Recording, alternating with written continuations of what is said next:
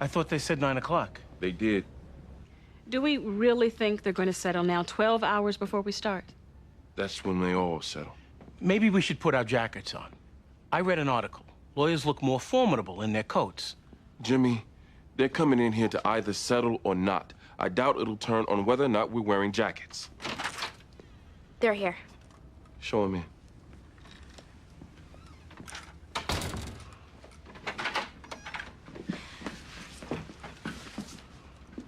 Sorry we're a little late. It's okay. Please.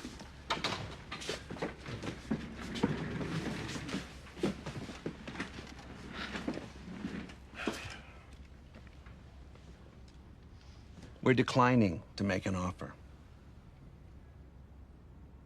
Any offer? Look, how you got past summary judgment still remains a mystery. The point is, we did. Eugene, you would have rejected the number we were toying with anyway. But the feeling is that the precedent of any number would be exponentially devastating. If every problem drinker starts suing us... This problem drinker is dead. Rebecca, it's not that we don't sympathize. You just won't cough up a nickel. Look me in the eye and tell me that you would advise my client to settle here. All right. Look, you came all the way over here at 9:30 at night. Is there room for negotiation, or are you just messengers for bad news? The latter. $125,000 sealed, no admission of liability. We can't, on principle. This was a kid. He died of alcoholism. Your client bears some responsibility, and you won't take it on principle? Okay, look, this need not get ugly. We'll see you tomorrow. Do the research on us, Mark, would you? Meaning?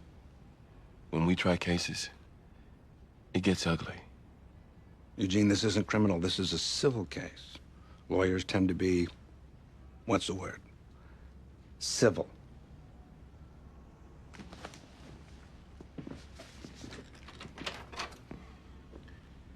I don't think you scared them.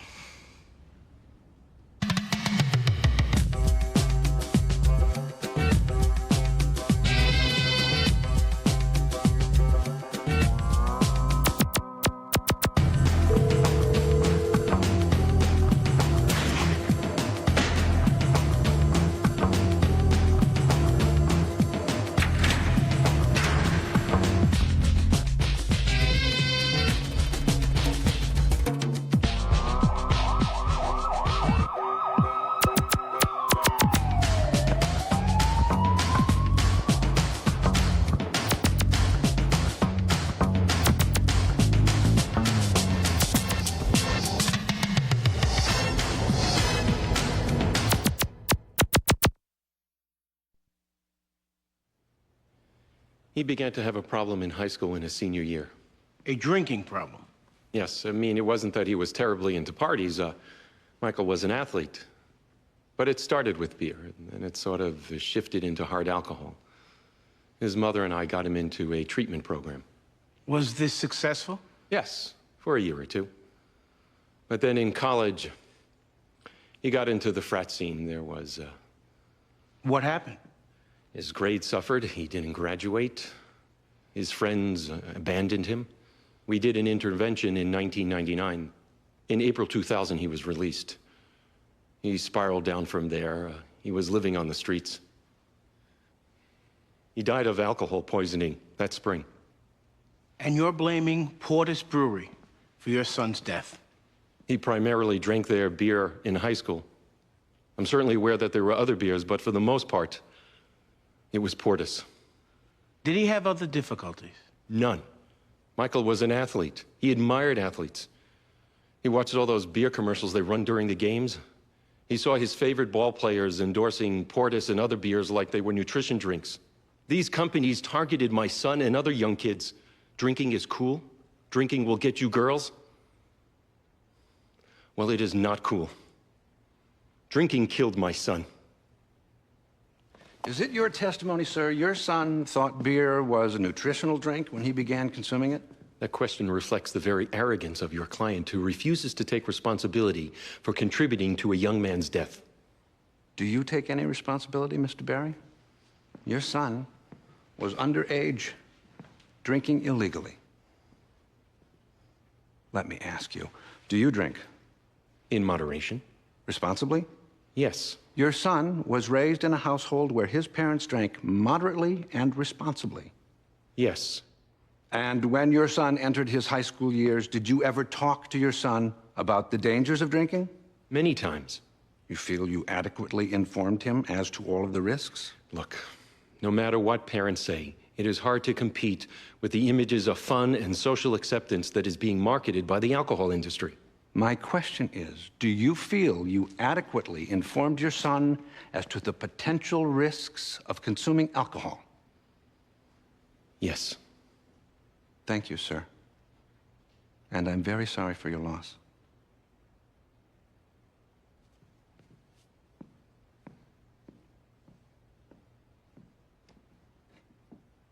I thought alcohol companies were exempt from these lawsuits. No one is exempt from fraud. They lie when they say they don't market to kids. Can I help you? Yes. I'm looking for Eleanor Frutt. I'm Eleanor Frutt. Hello, my name is Stephen Marshall. I'd like to hire you. Is there some place we can talk?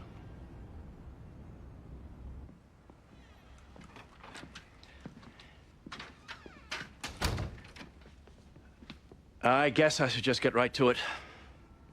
I'm the warden of Goffstown Correctional Facility in New Hampshire.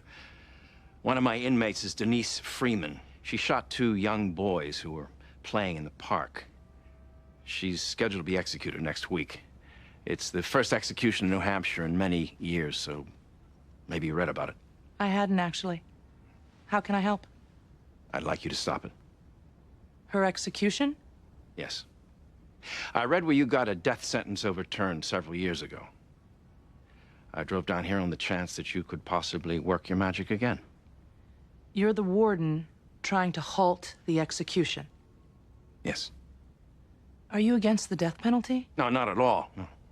In fact, I think we should employ it more often. But we shouldn't be killing Denise Freeman. She's not the same person who committed those crimes. I know they all claim that, but she really isn't.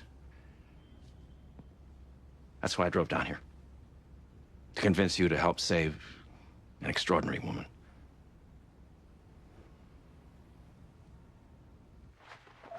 Oh, don't you even dare. This is Sheila Berry. She was just awarded Sister of the Year. Shut up. North America only. She competes for World Sister of the Year next month. Yeah, and I score special endurance points for having you as my little brother. Let me tell you a little bit about Sheila. Let's not. She makes up her own words playing Scrabble. No, I don't.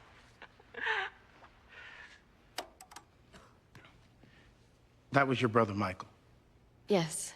Does that video fairly reflect his personality? He had an amazing sense of humor. He was shy. You don't get that from the video. He was very shy. I think that was one of the reasons he drank at parties. Socially, he was a little uncomfortable until he got to know people. When was the last time you saw your brother? About a month before he died. Where'd you see him? My apartment. He came to ask me for money. He was living on the streets. Did you loan him money? I told him he could move in with me if he wanted to. But I wasn't gonna give him money so he could just go buy liquor. I begged him to get help. But he just walked away. That was the last time I ever saw him. I have nothing further.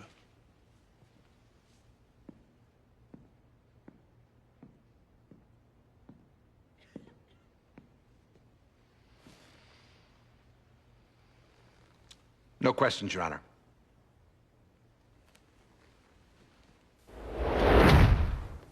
It isn't exactly great timing for us to be taking a pro bono case. I'm not saying I definitely want to take it on, but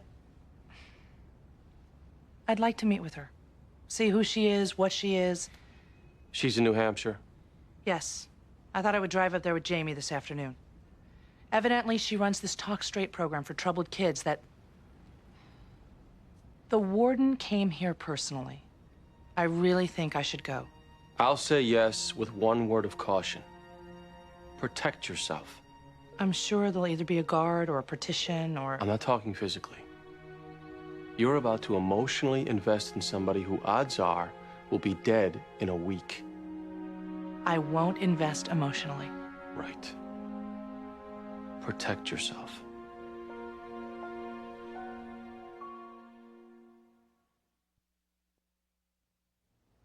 The cause of death was alcohol poisoning.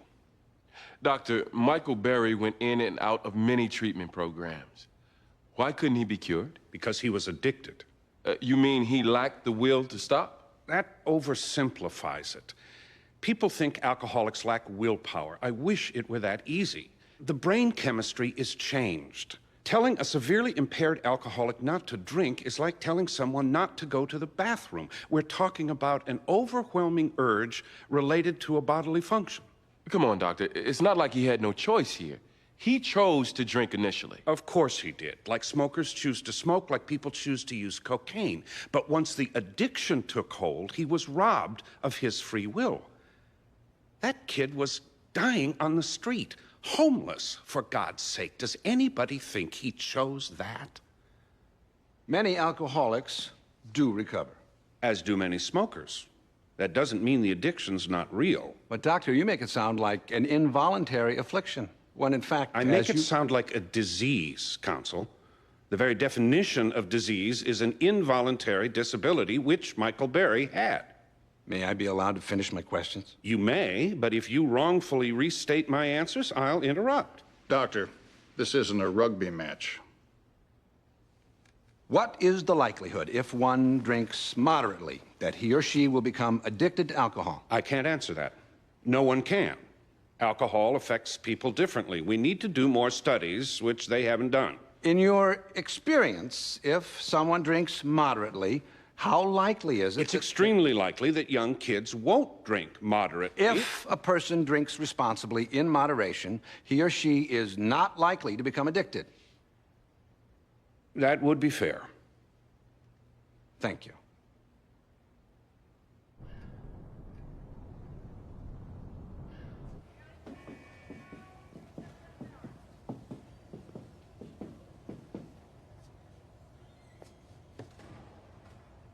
I need you to look at me, Janice.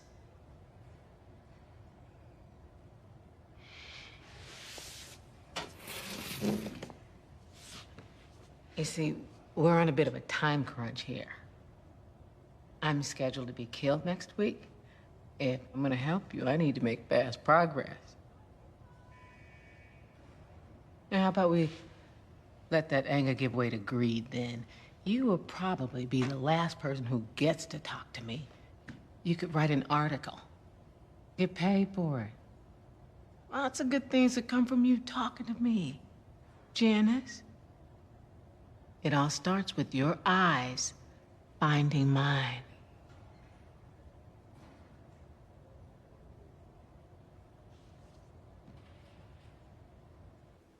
I can't tell you how many kids whose lives she's rerouted.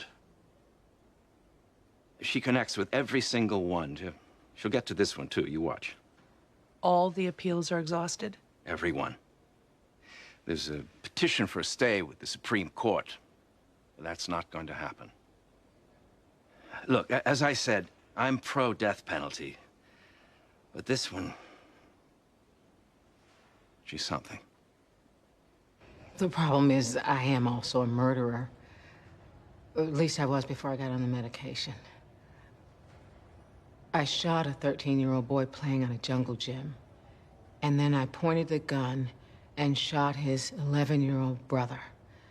I was every bit the monster the prosecution made me out to be. You need to be clear about that. You mentioned medication. What medication? I've been on a psychotropic cocktail for the last 8 years. And before you took it? Monster, you weren't listening. Did you argue diminished capacity at the trial? Yes. It failed. The jury saw me sane since I was medicated for the trial also. Forced? Sorry? The medication you took for the trial, was it forced? Well, I had to be. I had no capacity to consent. Why? I'm just searching for an angle. Well, the insanity one's been tried. We need to come up with something else. You seem... Well, most death row inmates have a little desperation going, especially as the day gets closer. Is there a way you want me to act? No. But You know, the funny thing is, there's a calm that comes with it. Actually, I'm a prolific warrior. But now, you know, I'm not afraid of getting cancer, financial security, problems in the Middle East. None of that gets to me. I want to be dead in a week. There's a calm that comes. Underneath the cool, I'm gonna be dead in a week. Do I really need to make a showing of desperation?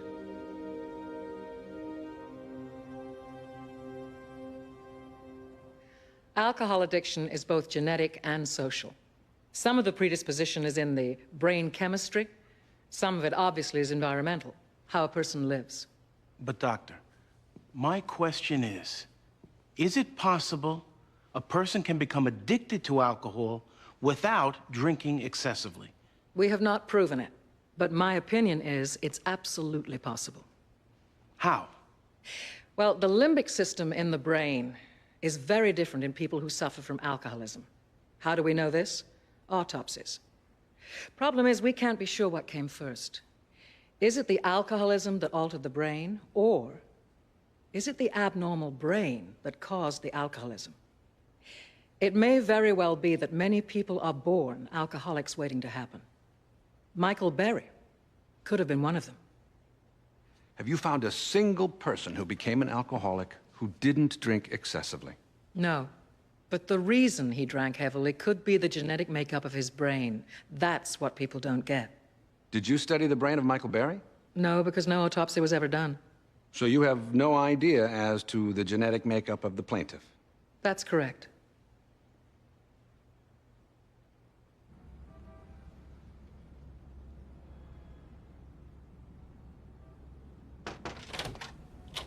Hey, how's it going? So far, so good. Case is still a long shot, but we'll see. Your brother? Yeah. Hard to believe. Almost 9 years since he died. He was an alcoholic. Is that in play at all? Did you come in to check on the case for me? I know you fully appreciate the difficulty of the case. I do wonder whether that appreciation could get blurred by a sense of mission. I'm not on a mission. Did alcohol help kill my brother? Yes. But that hardly puts me in a small group. Half the adult population in this country has alcoholism in their family. That's a point worth arguing. I plan to. Eugene, I feel like it's getting harder and harder for you and me just to have a conversation. Bobby, you didn't come in here to have a conversation. You came in here worried about my objectivity because of how my brother...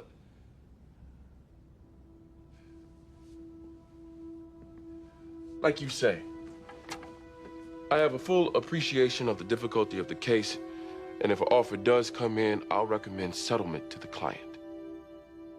Okay.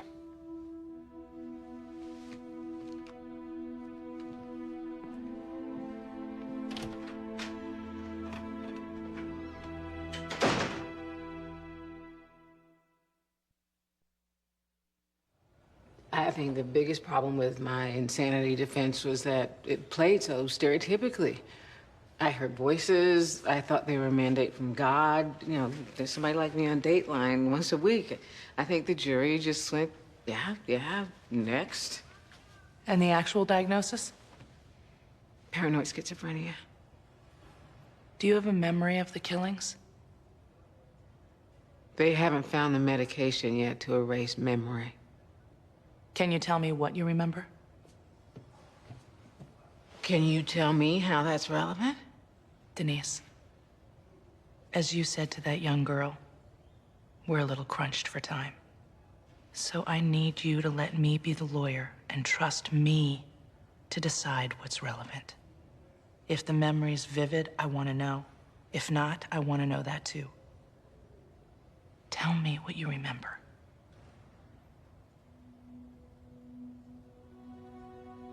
In the moment, time slowed down. I saw the bullets travel. I saw them floating through the air like feathers.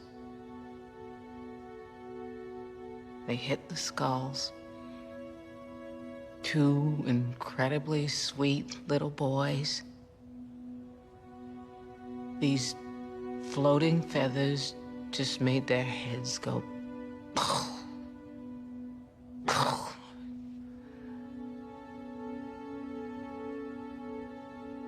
Wasn't vivid enough?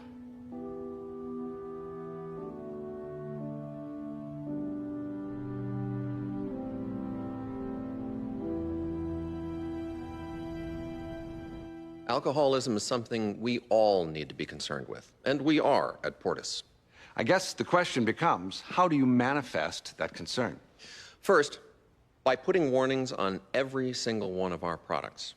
But I'll tell you something, we probably should do a better job of publicizing the health benefits. The benefits? Absolutely.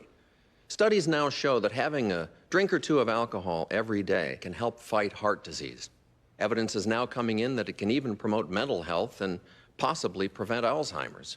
Some doctors are recommending to their patients that they consume moderate amounts of alcohol to promote general health, well-being, and longevity.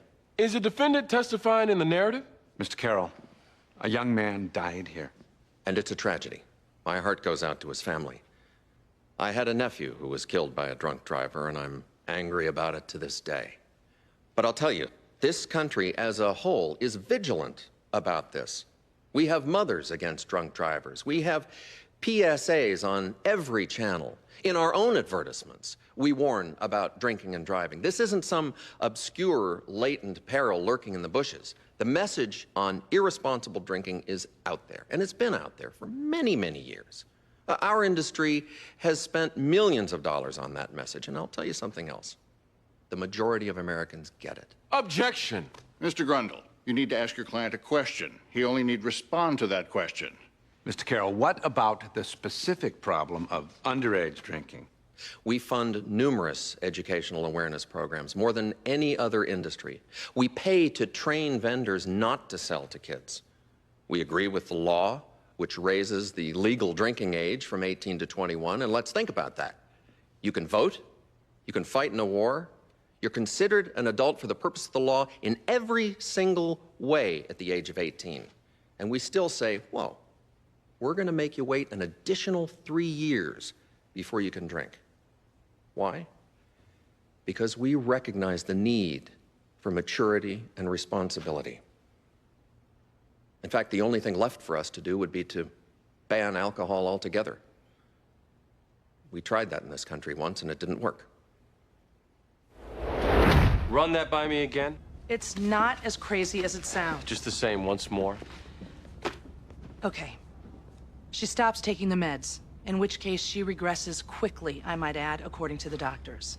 Once she becomes schizophrenic again, we get the diagnosis of insanity. Supreme Court has expressly held the 8th Amendment prohibits executing the insane. They also held you can force medicate to make a person sane. They upheld forced medication to make a defendant competent for trial, not necessarily for punishment. Bobby, I can't think of anything else. You want to take her off the meds? And try and stop the execution on the grounds that she's insane. At a minimum, it could buy us time. The death penalty is vulnerable. Time is time. What do we have to lose? How much money does the alcohol industry make per year? A lot. You're a major manufacturer. I'm sure you can get more specific than a lot. Can't you, Mr. Carroll?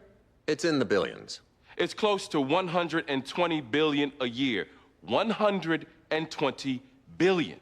Which contributes to a healthier U.S. economy, Mr. Young, and employs hundreds of thousands of Americans. Thank you for that. And how much money does your company spend to build or contribute to treatment facilities for alcohol abuse? We make beer, Mr. Young. We're not in the hospital business. The answer is zero. No, it is not. We donate a great deal of money to prevention programs. A great deal? More or less than 1% of what you spend promoting alcohol use? Hey, since it's voluntary... Less than 1%? I'd have to check the figures. Well, I have some figures.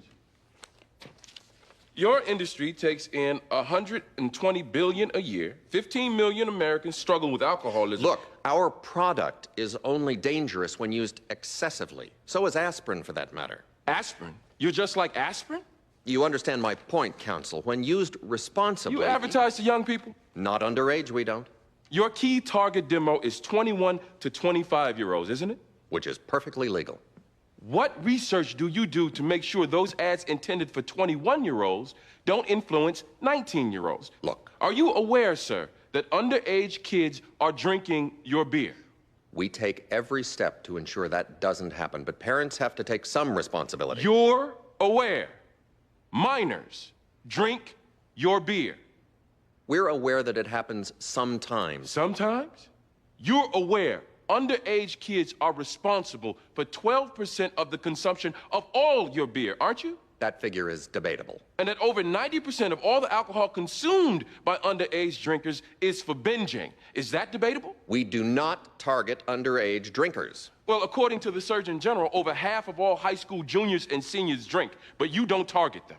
We make it our business to curtail underage drinkers. Really? Besides those sex and alcohol commercials, what else? Objection. What the hell do you do to curtail it? Objection. Mr. Young. 2/3 of underage drinkers buy their own beer, Mr. Carroll. That's a vendor problem, Oh, not... I see. It's not your problem? You just make the stuff and put the logo on blimps? Objection. Mr. Young. This kid couldn't so much as watch a baseball game Mr. without Young. hearing your jingle, Mr. Carroll, and he's dead. He's dead. Mr. Young, that's enough. And you sit here testifying nothing you can do. Nothing you can do for Michael Berry.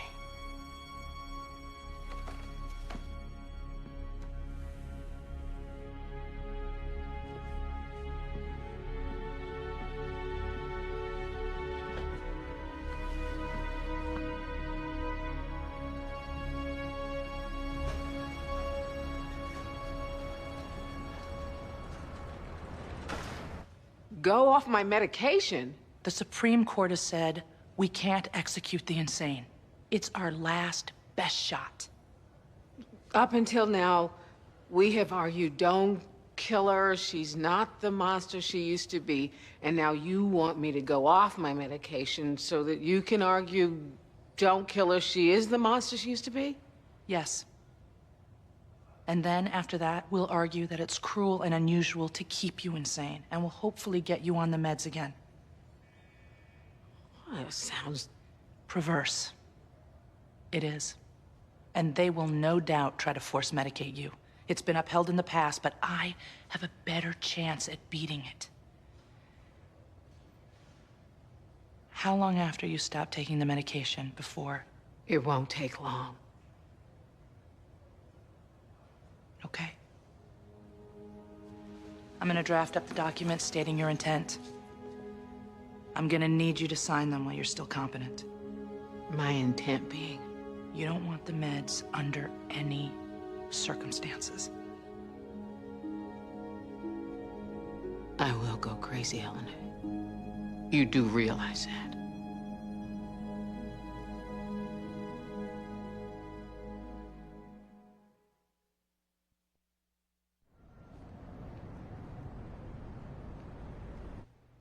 Alcohol is part of the American culture. I know it. I get it. We indulge openly, proudly even. We toast at weddings. We drink to our health. We drink in front of our kids, be it eggnog at Christmas, mint julep at Kentucky Derby parties, St. Patrick's Day. And we romanticize it, don't we? Win a World Series or a Super Bowl, out comes the champagne on national television. Our best athletes, role models for physical fitness. Watch them drink. Hey, it's our culture. Like I said, I get it. But you know what? They never really warn you about the downside. 15 million Americans are alcoholics. 15 million. And the statistics, they go on and on. It's the #1 teenage drug problem, the #1 drug problem in college.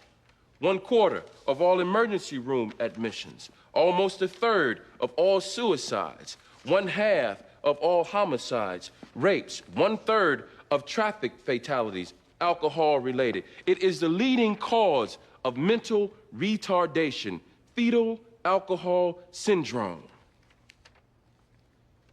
The cost to us, the taxpayer, and our economy, over $185 billion in lost productivity.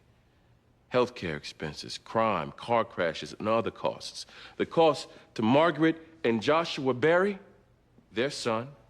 The cost to Sheila Berry, her brother. This was a decent kid, B student, shy, good athlete, who started having a few beers with his high school buddies, who developed an addiction to a drug that ended up taking his life. This industry makes upward of $100 billion a year, a lot of it coming from kids, children, and however much they deny it, they target those kids with their advertising. They buy time on the programs these kids watch. We've all seen the ads. They're funny. Drinking is hip. It's cool. It's now. It kills. It kills. And they just take the money, a lot of it. During the course of this 3-day trial, the alcohol industry made another $1 billion. Now, we're a capitalist society. Like I said, I get it. But when you contribute to the death of human life, over 100,000 lives every year, how can you not take some responsibility? It can't always be about the money. That's what I don't get.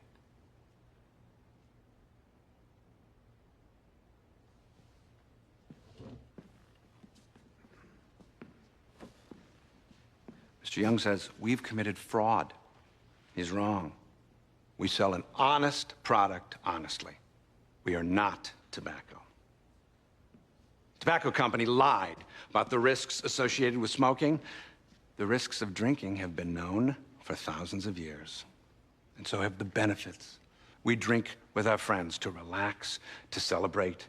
There are social benefits to responsible drinking, and we all know it. The problem is with alcohol abuse. And the question is, what do we do about it? What we've done so far is to pass a multitude of regulations. My client has complied with every one of them. We have raised the drinking age. We've mandated warnings on every bottle of beer. We now have dram shop acts making people liable who serve alcohol. You could be sued today just for throwing a party. We have done everything humanly possible. In truth, the only thing left to do is ban alcohol. And we've already tried that once with spectacular failure. Because, as Mr. Young correctly points out, drinking is in our culture. We're always going to have that cocktail. And no jury, no act of Congress will ever prevent it. I'll say this. Mr. Young is disingenuous when he says that we're all about money, and they're not. They are in here today asking you to award them money. Well, I won't be disingenuous. We're a business. Lawsuits, judgments, they become a cost of doing business. And I don't have to tell you who that cost always gets passed back to. You can't bring back Michael Berry. I so wish you could. But all you can really do, unfortunately, is raise the price of beer. Because, like he told you, it's our culture.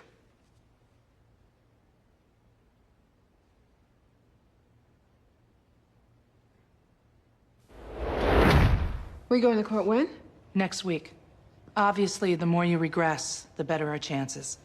And if we lose, it's better to die crazy than sane. Yes.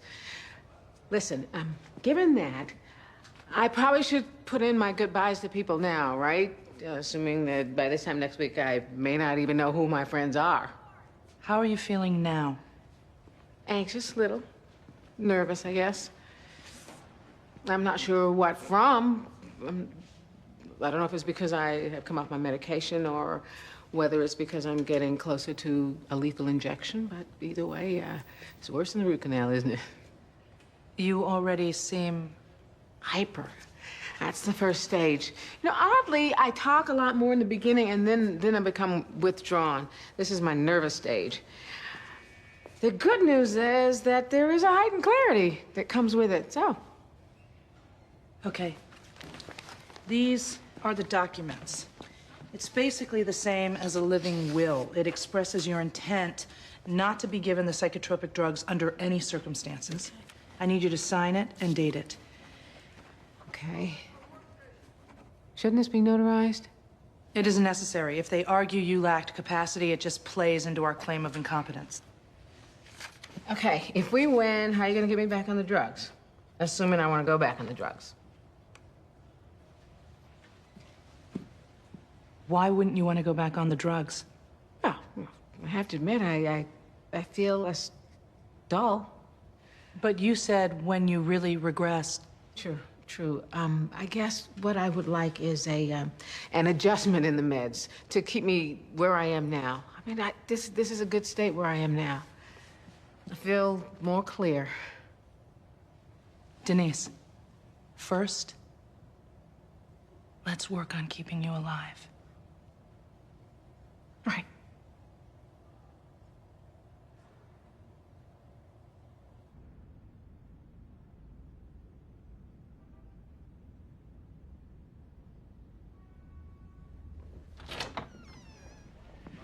Jury's back. What? They have a verdict. What's wrong? They could never have computed the damages in an hour. Which means? They didn't have to. They found no liability. Well, maybe they're just angry enough. They picked a big number and said screw 'em. Let's go. Come on.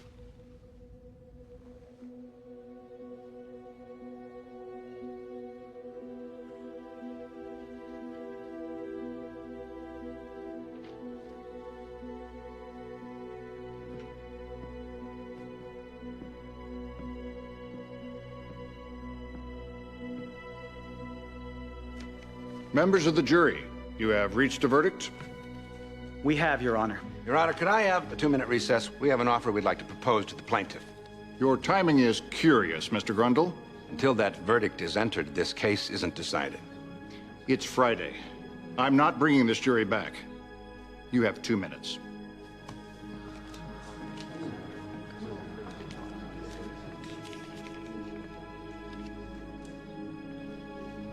I'll confer with my client. It's got a 2-minute clock, Eugene, and it's final.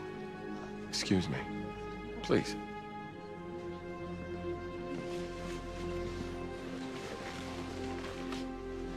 Don't anybody scream. 1.6 million. Why? What? He must have been authorized to settle if he didn't like the faces of the jury. Something tells him we've won. And a verdict against them is too devastating, even if it's overturned on appeal. Should we take it? It's a lot of money. Let's take our chances. What? You said that they couldn't possibly have computed damages so fast. Maybe they did pick a big, fat number, and if we got them, we'll let them off. 1.6 is a lot to walk away from. Not enough to make them hurt. And if the idea Excuse me 1 second.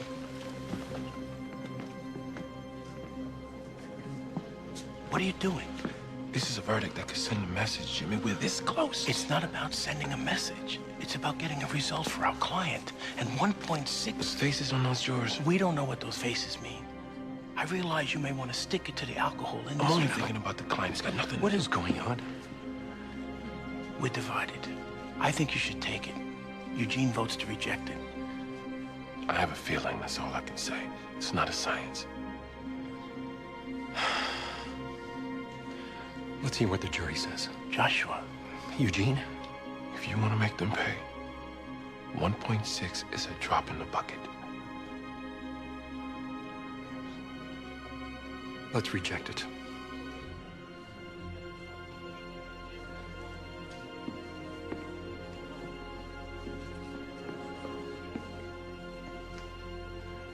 The offer is rejected, Your Honor. Very well. Mr. Foreman, what say you? In the matter of the estate of Michael Berry versus Portis Brewery, on the count of wrongful death, we, the jury, find in favor of the plaintiff and order the defendant to pay compensatory damages in the amount of $700,000. We further order the defendant to pay punitive damages in the amount of $125 million. Defense moves for a judgment notwithstanding the verdict. Denied. We appeal. So noted. Members of the jury, thank you for your service. You're excused. And this matter is adjourned.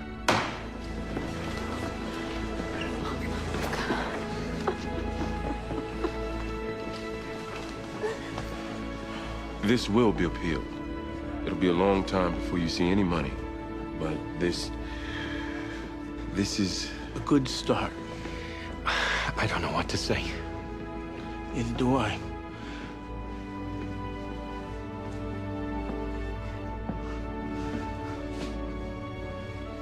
Wow. Yeah. Wow.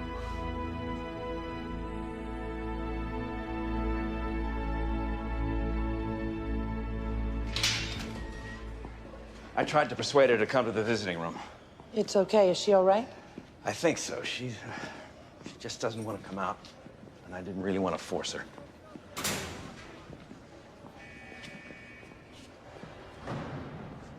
Denise?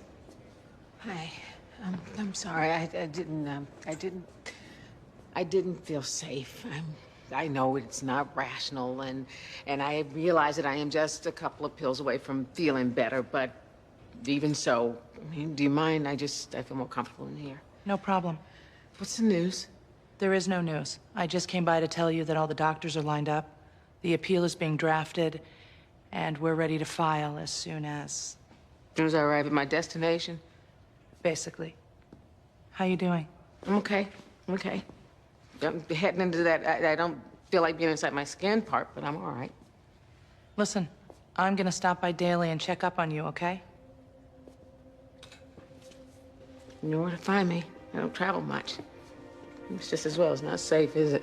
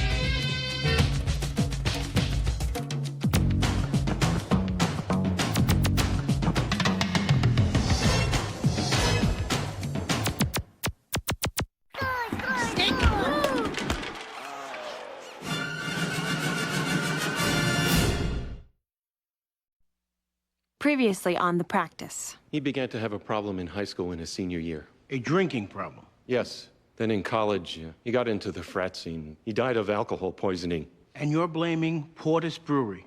I'm certainly aware that there were other beers, but for the most part, it was Portis. Do you take any responsibility, Mr. Barry? Your son was underage, drinking illegally. No matter what parents say, it is hard to compete with the images of fun and social acceptance that is being marketed by the alcohol industry. We make it our business to curtail underage drinkers. Really? Besides those sex and alcohol commercials, what else? Objection. This kid couldn't so much as watch a baseball game without hearing your jingle, Mr. Carroll, and he's dead. He's dead. Your Honor, could I have a 2-minute recess? We have an offer we'd like to propose to the plaintiff. 1.6 million. Should we take it? Let's take our chances. What? The offer is rejected, Your Honor. Mr. Foreman, what say you? We, the jury, find in favor of the plaintiff and order the defendant to pay punitive damages in the amount of $125 million. We appeal. One of my inmates is Denise Freeman. She shot 2 young boys playing in the park. She's scheduled to be executed next week. How can I help? I'd like you to stop it. Are you against the death penalty? No, not at all. In fact, I think we should employ it more often. But we shouldn't be killing Denise Freeman. She's not the same person who committed those crimes. I heard voices. I thought they were a mandate from God. You know, there's somebody like me on Dateline once a week. And the actual diagnosis?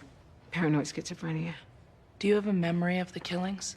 They haven't found the medication yet to erase memory. You want to take her off the meds? And stop the execution on the grounds that she's insane. The Supreme Court has expressly held 8th Amendment prohibits executing the insane. Go off my medication? It's our last best shot. I will go crazy, Eleanor. You do realize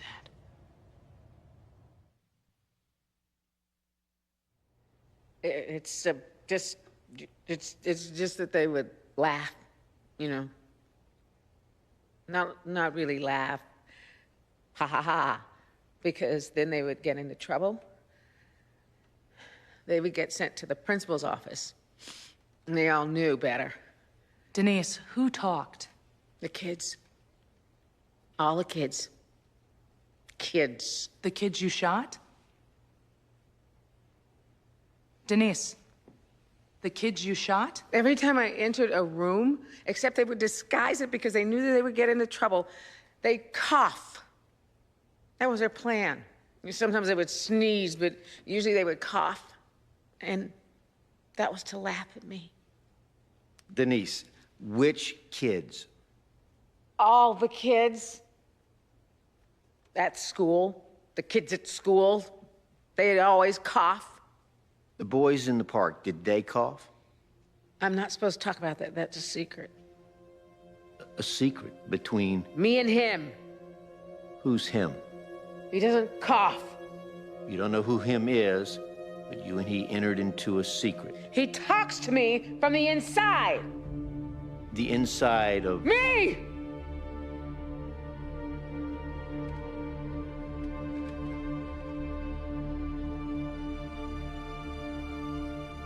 We have no way of knowing this isn't an act. She certainly has motive. She was examined by 6 different doctors, including 2 from the state. They all came to the same conclusion. If she's legally insane, and I make no such concession, her state of mind is self-inflicted here.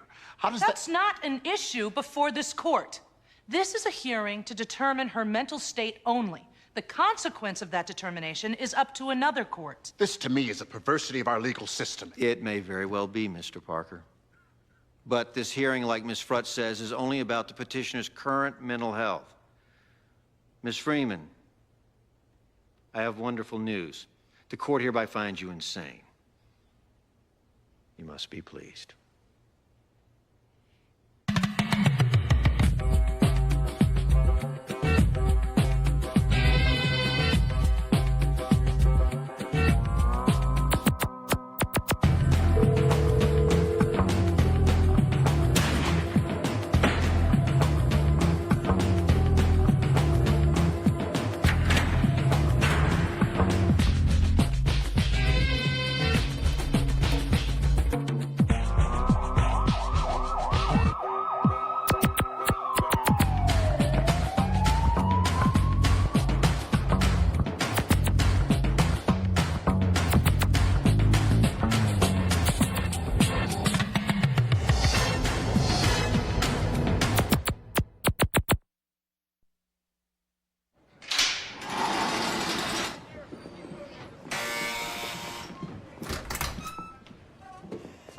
So, what now?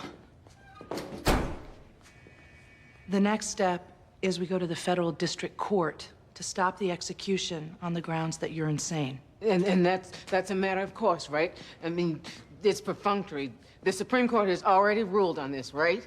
Nothing is perfunctory. And as the Attorney General said before, the fact that your insanity is somewhat self-inflicted. When can I get back on my medication? Well, the state will try to force you back on. And under the current law, they might be able to do that. For our purposes... It's too loud. This is too loud. Hey!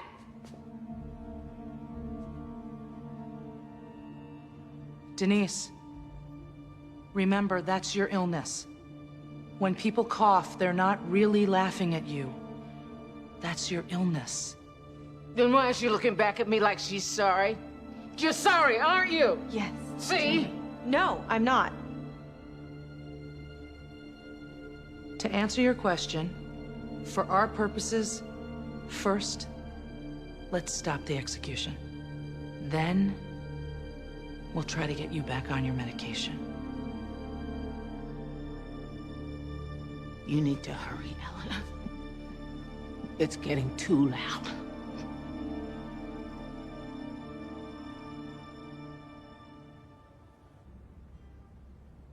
$2.5. And you're advising us to take it? I'm advising you to consider it. The verdict was $125 million. They have a motion for remitter scheduled for Wednesday. The judge will likely knock it down anyway. To 2.5? So I don't know. He could even throw it out altogether. It could happen. I don't believe this. We won. Joshua, after more than 300 lawsuits and many adverse verdicts, the tobacco companies have yet to pay out a cent in individual smoker cases. It'll be the same here. If we're to get anything, it could be years. 2.5 in the hand is so much— No. Now I am angry. I stuck it out through a trial, I got a verdict, and now you are advising me to settle because the defendant won't honor that verdict. It's outrageous. I don't disagree, but— I don't need the money. I live a comfortable life.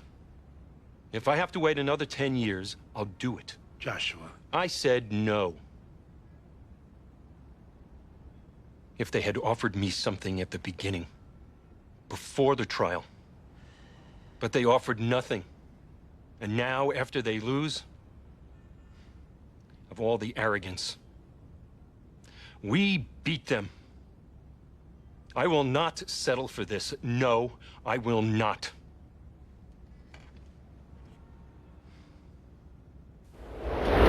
I direct the court's attention to Ford versus Wainwright, where the Supreme Court held that the Eighth Amendment prohibits the state from executing an insane inmate. Denise Freeman has been adjudicated to be insane and therefore— First of all, Your Honor, that ruling is suspect. Suspect with whom? How about the Chief Justice of the Supreme Court who scoffed at the ruling? It's nevertheless the majority opinion. The court also held the defendant waived his right if he voluntarily went off medication. That was for competency. They never talked about waiver when it comes to punishment. Look, Wainwright makes clear, to kill an insane person has little retributive value. It presents no example to others, it is not a deterrent, and it offends humanity. And I would ask the court, as Justice Rehnquist does, where does it all stop? There has to be some finality to the law. Ms. Freeman was judged sane at her trial. She was found guilty. She basically had another trial on the issue of punishment. Now here she comes again, saying she's insane, can't kill her. Suppose she loses this one. What's to stop her from coming back tomorrow saying, now I'm really insane, or the day after? We could be conducting insanity trials in perpetuity. Every death row inmate would be jumping up and down screaming, look at me, I'm nuts. And here, for a sane inmate to deliberately go off her medication for the express purpose of making herself crazy so she can escape execution, that's a mockery. It may be a mockery, Mr. Parker, but as I interpret the Supreme Court, with all due respect to Justice Rehnquist, we cannot execute the insane. I therefore stay the execution. I petition a court to allow the state to medicate Ms. Freeman.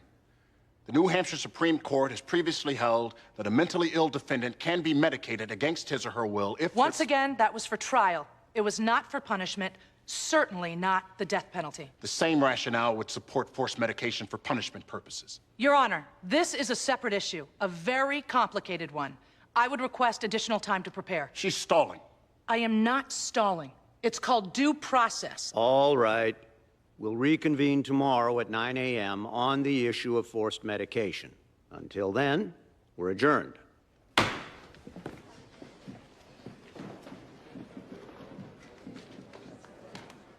Now for the tough part.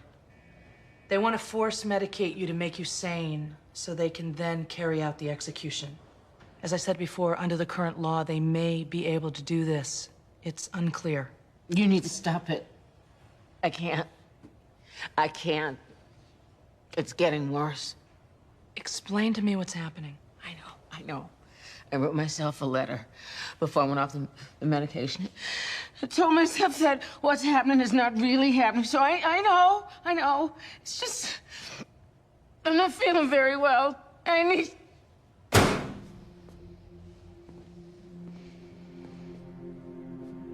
We can't put you back on the medication now, because it would mean sanity and death.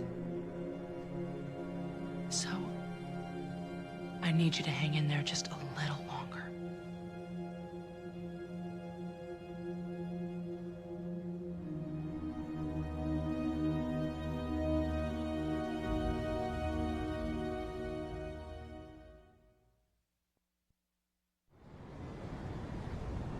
What do you mean he won't take it? He said no. If it means waiting 10 years to see a nickel, then so be it. The guy's dug in. He was adamant. Get him in here. Why? What do you want to... I want to talk to the client. Bobby, we can't force him to accept an offer if he doesn't... It's not about forcing. It's about making him understand. We did that. He understood. Please have him come in for one more meeting. The idea of treating somebody, healing her, making her well, so that you can then kill her, that itself is insane. The court has done this many times. It's one thing to force medicate so a defendant can help herself at trial. It's quite another to facilitate killing her. Hold on. Mr. Parker, I don't mean to be picking on you, but I agree with Ms. Frutt here. The idea of medicating a person against his or her will is in and of itself suspect. To do so to make her fit for execution offends common sense, as it does common decency. How decent is it to let these people manipulate the system, distort the spirit of the law? Your motion is denied. Thank you. Your Honor, at this time, we would like a declaratory judgment that should my client go back on medication, making herself sane, she will not be executed. Say that again. To force my client to live out her life mentally ill, to be denied medication, that certainly constitutes cruel and unusual punishment under the Eighth Amendment. Counsel, what are you trying to pull? Your client is choosing to be off the medication. I would argue that she really doesn't have such a choice, Your Honor, if the consequence of being medicated is death. You gotta be kidding. You can't say to a sick inmate, "We're willing to treat you, but if you get well, you die." If that's her option, she's basically being denied treatment. It's cruel and unusual. That is so ingenious. I'm surprised no lawyer has thought of it before. But I'm not going to let you have it both ways. As long as she's insane, she lives. If she becomes sane again, she dies. The choice is hers. Or, since you're the guardian ad litem, I guess it's yours. We're adjourned.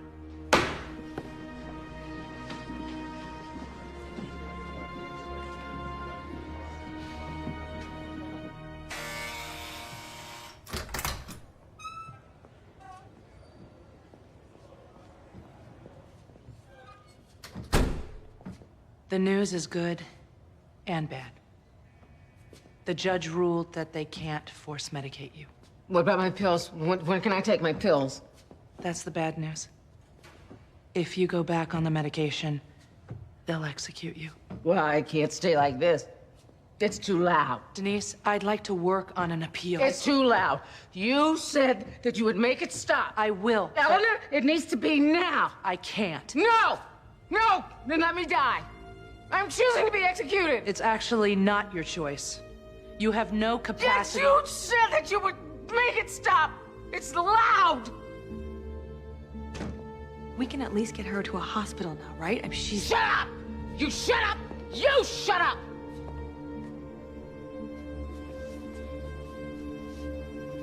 This bitch is against me.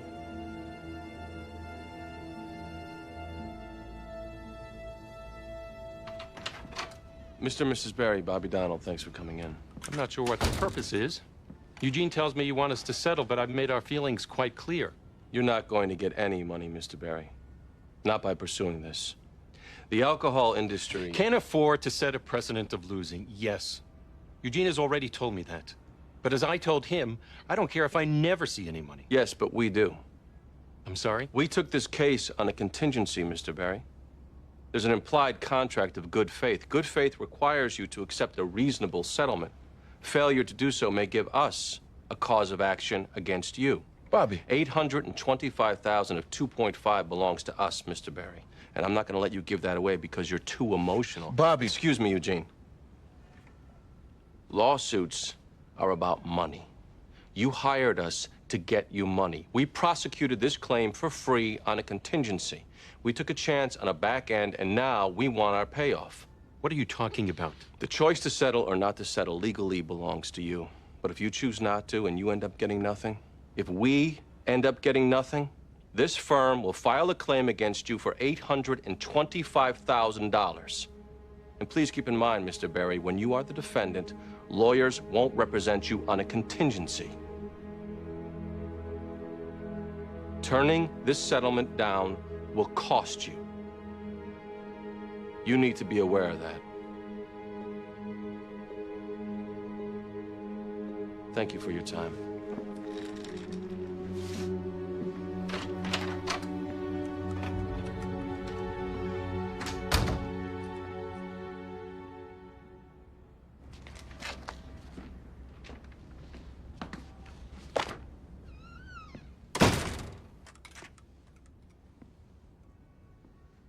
You could lose your bar card over that one. I don't think so. Eugene, we need cash. Threatening a lawsuit against a client to get cash? The client needed a dose of reality. Well, why didn't you tell me or Jimmy that's what you were planning? Because I was taking you off the hook. The fact that you didn't know what the meeting was about makes me the only bad guy. Well, your threat to sue is completely frivolous.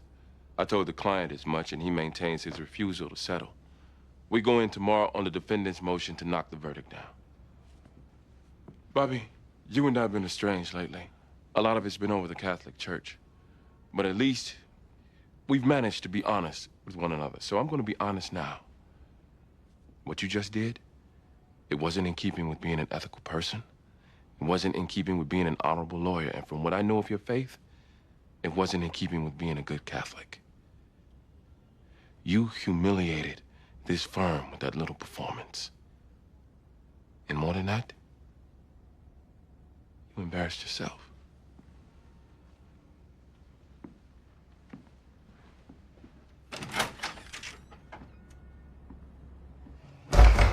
She started banging her head against the bars and looked like she was trying to gouge her eyes. Is she sedated? Not yet. She's in restraints. She wanted to talk to you first. Denise? I want the drugs. I can't live like this, Eleanor. Try to calm. Don't tell me that. I can't live like this. Denise, if you go back on the I know. I know. I need you to listen to me. If you go back on the drugs, they will put you to death. I can't listen. It's too loud. I want the medicine. They said that it's your decision. Tell them to give it to me. I would be signing your death warrant. No!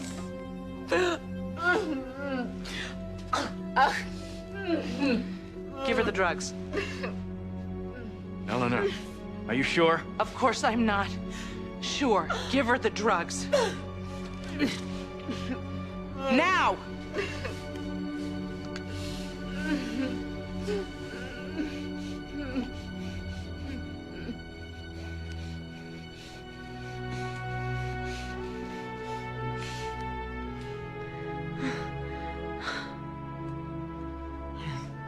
Great. I just helped kill my client.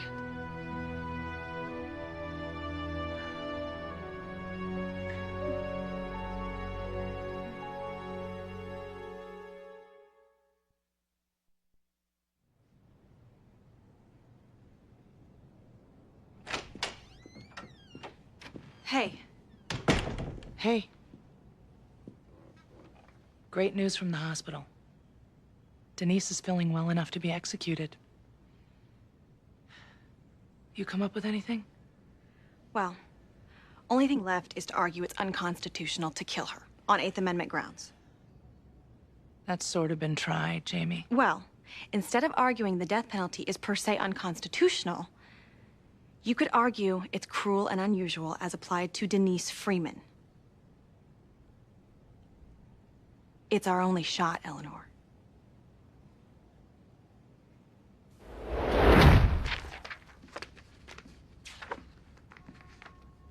Hey. The client's had a change of heart. They agreed to settle. We chipped the number up to 3.2. We're closed. Really? What changed their minds? I guess you did. Congratulations. It's a good settlement, Jimmy. For you, maybe. For the client. Well, that would be a lucky coincidence then, wouldn't it? Don't pretend you had the client's interest in mind, Bobby. Maybe I had yours. And Rebecca's. And Eleanor's. You think it's easy running this place, Jimmy? You like taking home a salary? You want to see the books? I don't doubt in your heart you were serving the firm. But I guess I just wish when serving us, you'd consider what, at heart, this firm is. Anyway, congratulations again on the settlement.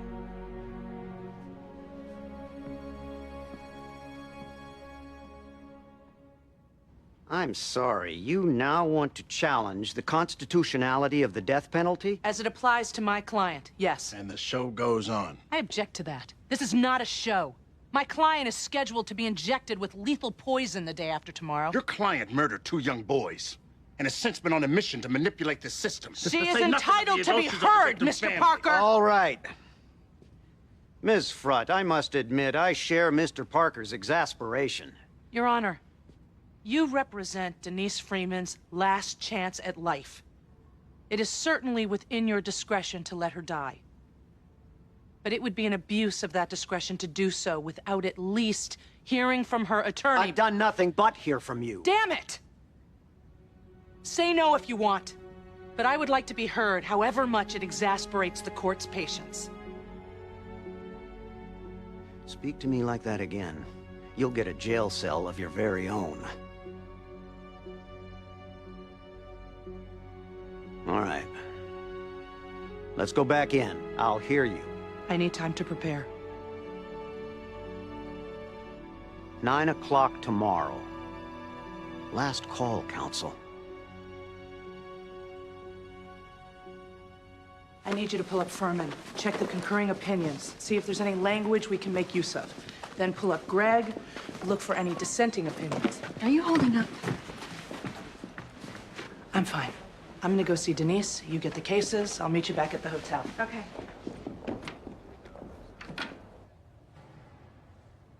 Is the ACLU coming in with you? Well, no. So you're going to try to overturn the death penalty all by yourself? You could go back off the medication, though I'm not even sure. I won't do that again. I either live on the meds or I die.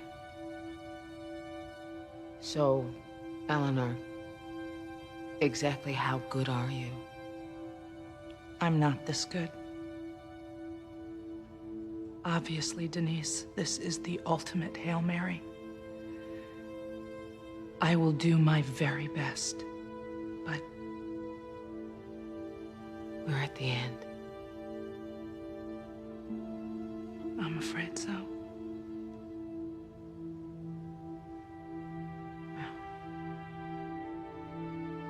I don't know how to begin thanking you for it. We don't have to get into that. I've arranged for you to be present in court. So, one last outing. Should I try to escape?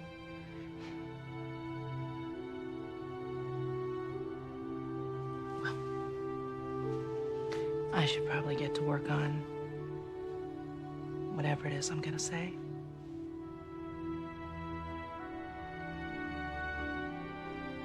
I'll see you tomorrow, okay?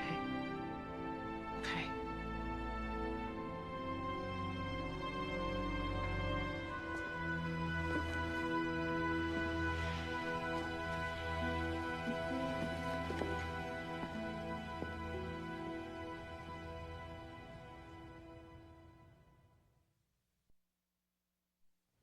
All rise.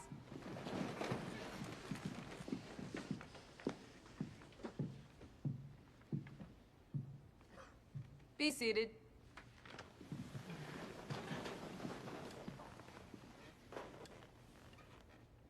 Okay, Ms. Frutt, I'm listening.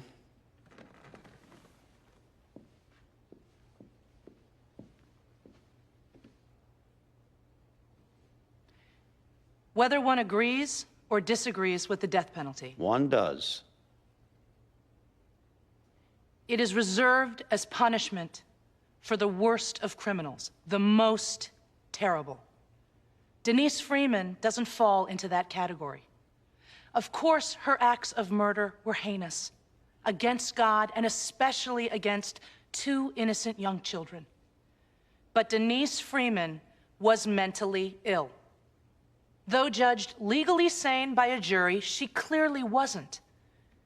She was diagnosed with paranoid schizophrenia shortly after the trial. Medication not only successfully treated this disease, but she developed into a role model offering such profound public service to others that Stephen Marshall, the warden at the Goffstown Correctional Facility, has petitioned you to save her life. Had Miss Freeman received an adequate defense, she likely... Counsel, this is neither a retrial of the facts nor your client's defense. I understand that, Your Honor. But you are permitted to consider that the finding of sanity was made by 12 laypeople, with almost no psychiatric testimony introduced on my client's behalf. You are allowed to consider that Denise Freeman was poor, that her murder trial lasted a total of 3 days, her defense taking up 1 day. You are allowed to consider that the overwhelming medical evidence found her to be insane. And as such, I would submit you are certainly allowed to conclude that Denise Freeman does not fall into the most terrible of criminals, the ones for which we reserve the penalty of death. And I would also remind the court that as horrible as these murders were, they did not involve rape or torture. There was no evidence of any physical suffering. The deaths were instantaneous. She did not act out of hatred or evil. If you are to execute a mentally ill person who kills painlessly, without judgment, without premeditation, then we are to say all murderers should be executed. And we don't say that, Your Honor. Instead, we reserve the penalty of death for the most evil, the most dastardly.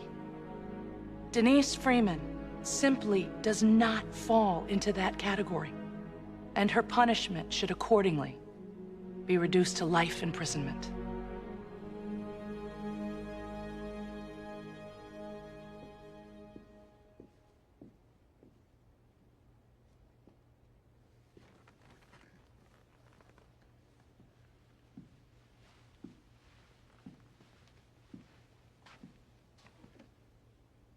We judge the criminal act, not the criminal actor. When a young child is murdered, that's the most terrible of crimes. When two are murdered. This murderer was judged sane, Your Honor. Miss Frutt knows this. She's here mostly because she's against the death penalty. Objection? I say this only to put her eloquent pleas in a proper context. The commitment that she feigns towards Denise Freeman's life is inextricably bound up with her opposition to the death penalty. Mr. Parker, I'll ask you to confine your remarks to this case only. All right, Your Honor.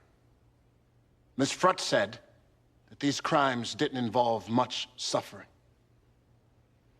Here sit Arnold and Cindy Graham, the boy's parents. This woman was at the park that day. She saw the heads of her only 2 children explode. They've had to go through trials and tribulations for 8 long years, waiting for this day, for closure, only to have to come to this room to listen to a defense attorney claim that the murders weren't terrible enough. Not enough suffering, no evil at work. They've had to witness a last-minute gross distortion of our legal system where the killer goes off medication for the purpose of becoming too insane to execute. I asked before, I'll ask you again. Where does it stop? Well, when I grow up, I want to be vice president. Vice presidents get to have girlfriends, and people don't make a big deal. You're gonna have a girlfriend? Lots of them. I got that thing. Girls like it. What thing? That thing I got. Timothy Graham for VP. The candidate with thang.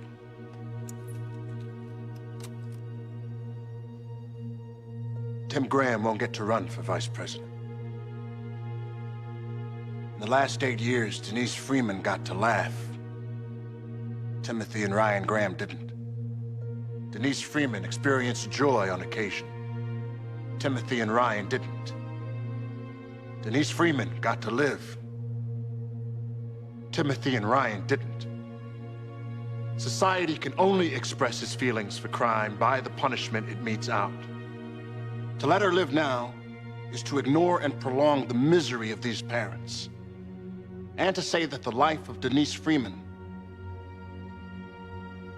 matters more than those 2 innocent children.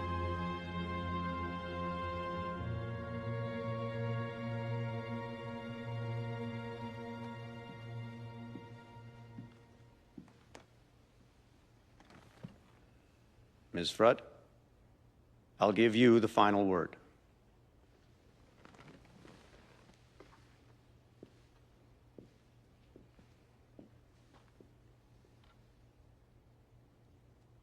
I have a 2-year-old daughter. If somebody were to shoot her dead on a jungle gym, I would not only want that person killed, I would like the satisfaction of doing it myself. I would even want that killer to suffer. It's human nature. But it isn't right. One of the reasons I'm here today is because my daughter is still alive. And I worry about the world we pass on to her. I plan to teach my little girl that it is never okay to commit murder, though the state says otherwise. I plan to teach my daughter that we do not respond to violence with more violence or vengeance, though the state says otherwise. I plan to teach her that life, every life, is sacred, though the state says otherwise. In truth, the murder being advocated by the government today is far more premeditated than the ones committed by Denise Freeman. The murder being advocated by the government today is with clarity of mind, with reason, and with much more hatred in the heart than was true of Denise Freeman. The murder being advocated by the government today is one of ceremony. Killing Denise Freeman might bring closure for the victim's family. It will no doubt bring cheers from much of the community. But it isn't right. When I was a kid, I memorized Clarence Darrow's closing argument on Leopold and Loeb. It's what made me want to become a lawyer. I often wondered if I'd ever have a case like that, where I would stand before a judge and ask him to spare another human being's life. I can't improve on Clarence Darrow, so I will finish with what he said.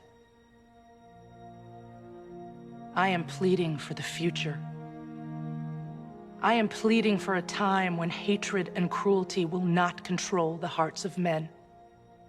When we can learn by reason and judgment and understanding and faith that all life is worth saving and that mercy is the highest attribute of man.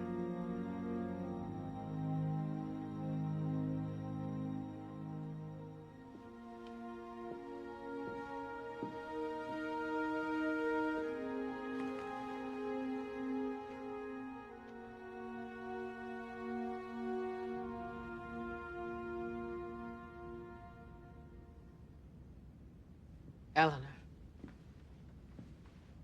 honestly, if I killed your daughter, do you think you could find it in your heart to argue for my life? Absolutely not. So, all that talk about kindness overcoming cruelty? I believe in it. Totally. Except if anyone harmed my daughter.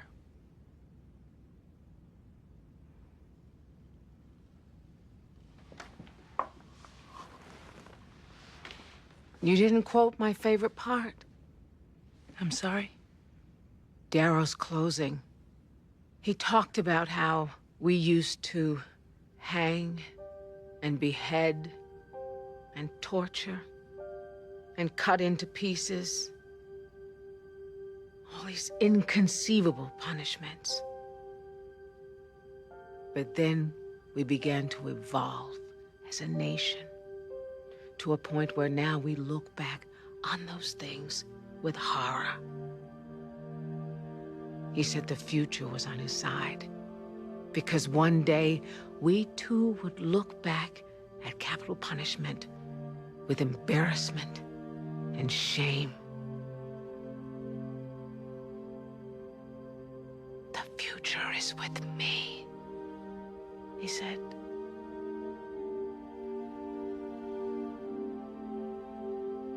We need the future to be today.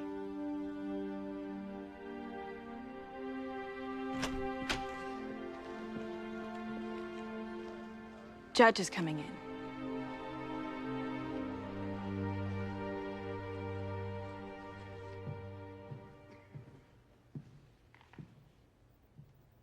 Be seated.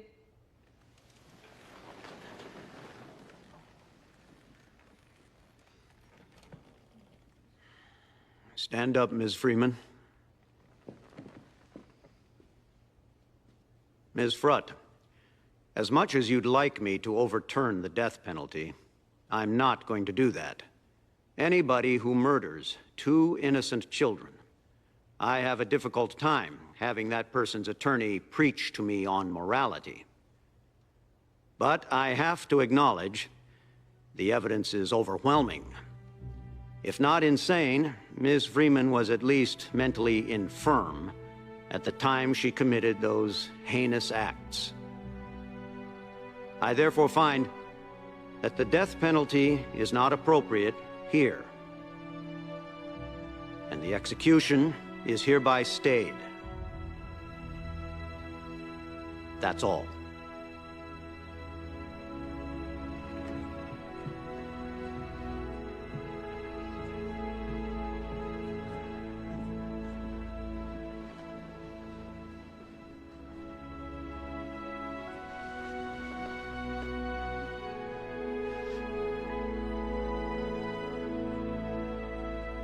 I live. You live.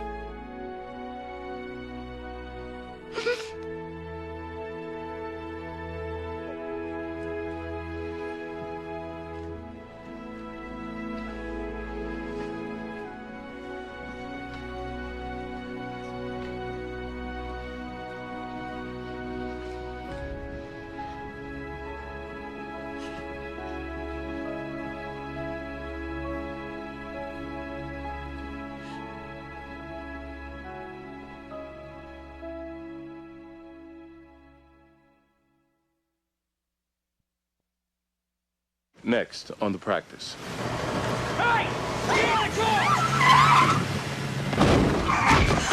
I saw the gun and then I just hit the accelerator. Did you call the police? No. What? The man your client ran over in her garage, he had a bullet in his back. Do you have feelings for this woman? I might love her. You have to think of her as a client. I can't do that, Bobby.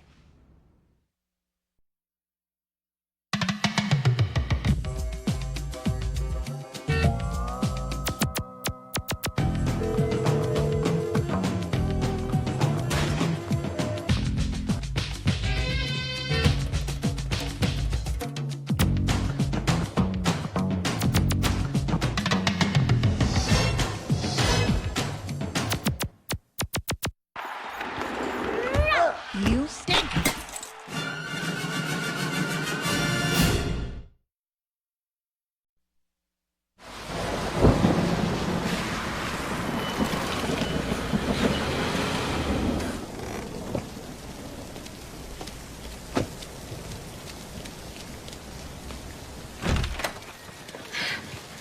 I didn't know who else to call. I think I'm in trouble. Okay, settle down. I didn't know who else to call. I had wine and it was raining. What and happened? I just hit the accelerator and then. All right, Brenda. Sit down. Slow down. And just tell me what happened. And start from the beginning. I was driving home from work. It was raining, and I usually park in my driveway, you know, but since it was raining, I... Slow.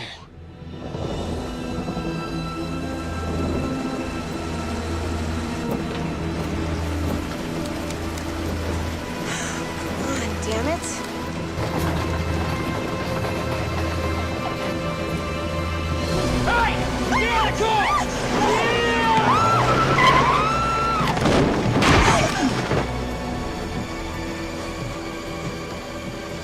You hit him? Yes, it was a reflex. I saw the gun and then I just hit the accelerator. Where is he now? In the garage. He's dead. Did you call the police? No.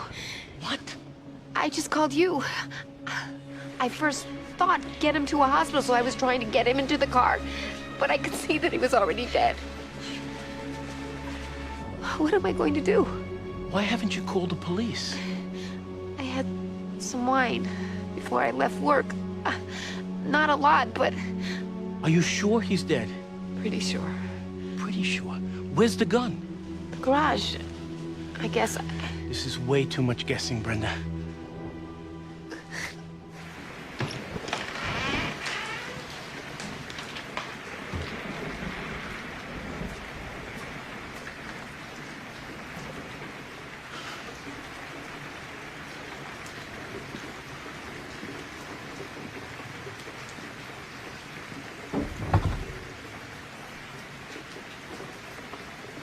Jimmy?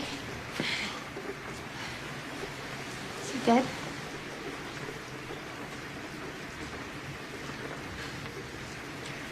He's dead.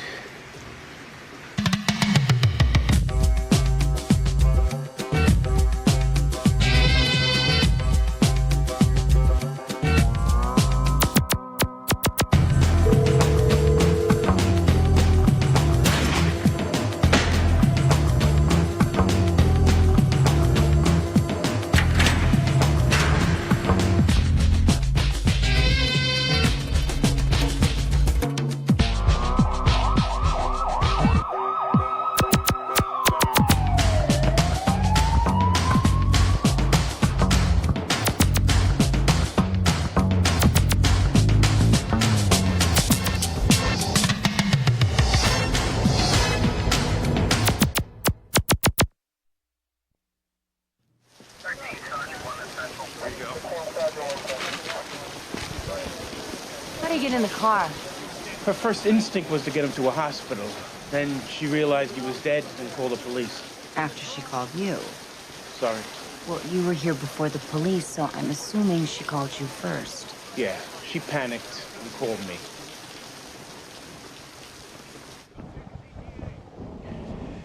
They'll be taking the body out in a few minutes.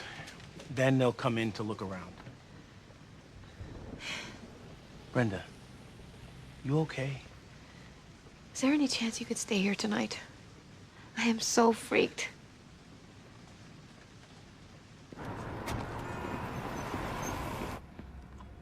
I need this to be in complete confidence, okay? Not that you, God. Take it easy. Okay, how do I even start? Margie and I have been having some problems at home. Since when? Some of it is, sexual. Well, more specifically, I've been having a few performance issues. I don't know if it's related to work or stress or... Anyway, I read this ridiculous article. I put no stock in it, but I read that men, not transvestites, but regular heterosexual men, can sometimes find stimulation in wearing women's clothes.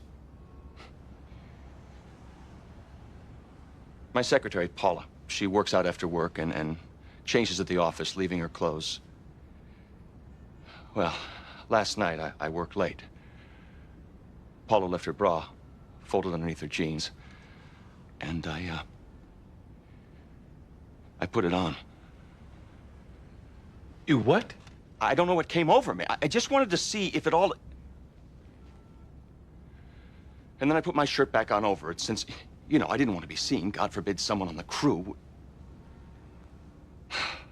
And I got back into my work, which, you know how enmeshed I get in it. I forgot about it. You forgot about it? I went home, I took off my shirt in the bedroom, and Margie sees me wearing a bra. She flipped. She thinks I'm having some kinky thing with Paula. She calls Paula, tells her I'm wearing her bra. Now my wife wants to leave me. Paula's suing me for sexual harassment.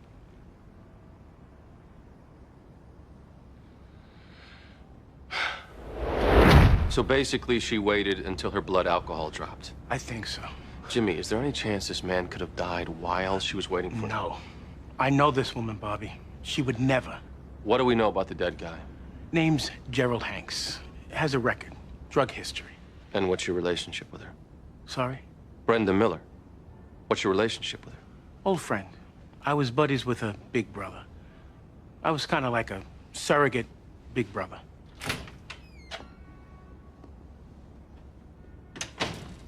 Jimmy. What's the matter? How soon before the police did you get there last night? I don't know. Not too much sooner. Why? You wouldn't be a witness of any kind, would you? I'm not a witness to anything except what I told you. What's going on? The man your client ran over in her garage, he had a bullet in his back. What? Maybe his gun went off when she hit him. The bullet didn't match the gun we found in the garage. And Jimmy, the gun is registered to your client. Why me? Because I suspect they're going to exploit this as gender discrimination.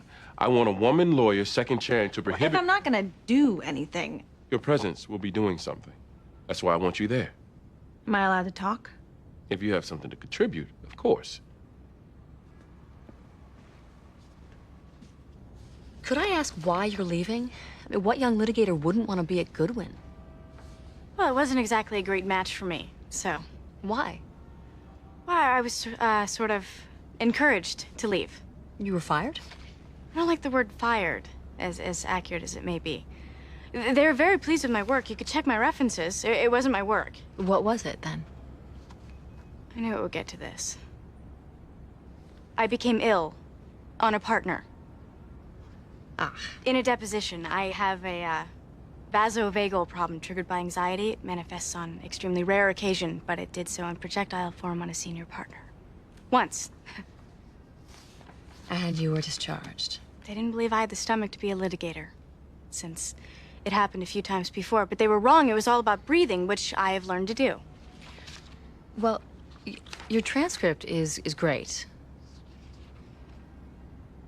But I am looking for someone with a little bit more experience, and, but I'll let you know. Okay? Sure. He was shot. Yes. By whom? Well, we don't know. Did you notice him bleeding at all, or... It happened so fast. After I hit him, I noticed he was bleeding, but I just thought that... Brenda, the gun they found in the garage, it was registered to you. This is where I keep it. He must have found it. So somebody shot this man, he entered your house, retrieved your gun, and you ran him over. Brenda, everything you've told me so far, it's the truth. Of course it's the truth. Jimmy, what's going on? I don't know, but this isn't making sense. The police want to talk to you.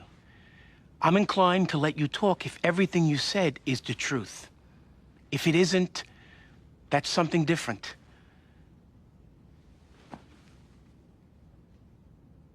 What? Brenda, come clean with me. Tell me what really happened. I hit him in the street somewhere near my work. It was pouring rain. I could barely see. And suddenly he was just in front of my car. I could barely hit my brake. I didn't have my cell phone. There was nothing around. I was in the middle of nowhere. And I tried to get him in my car, figuring I could get him to a hospital. But then I could see that he was already dead and I'd been drinking. And I panicked. So you brought him home? I figured I could. I don't know. Jimmy, I was half drunk and scared and things did not make sense. So I came into my room and I got my gun and I put it in the garage. So I'd be able to say that there was a man with a gun. It was the only thing I could think of. And then I called you. He must have been shot. Maybe he was running from somebody when he ran in front of my car. I don't know. I don't know.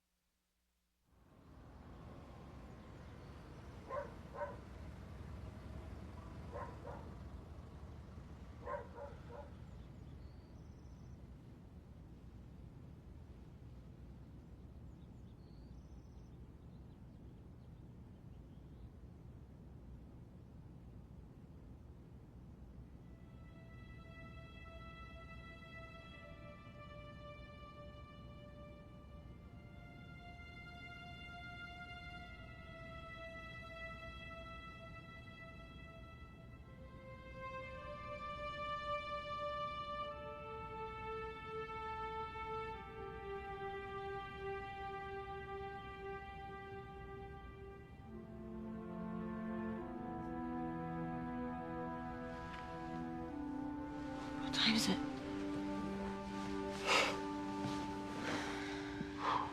It's 7 o'clock. I better get ready for work. Okay.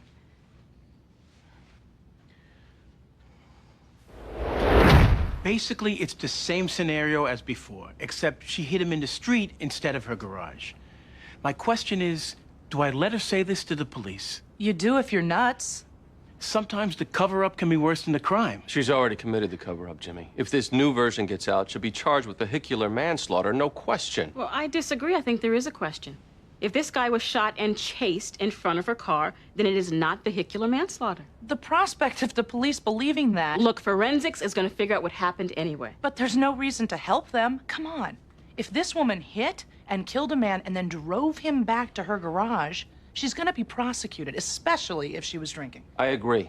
There's no way you let her talk to the police. It's an extremely regrettable event.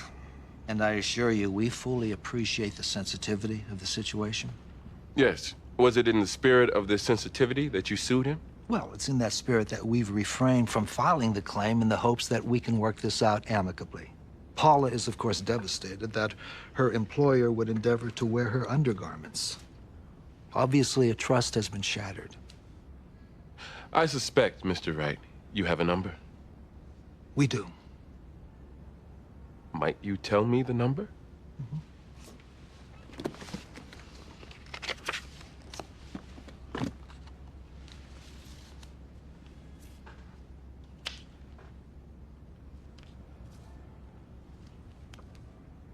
$500,000? It's very difficult, of course, to quantify emotional pain.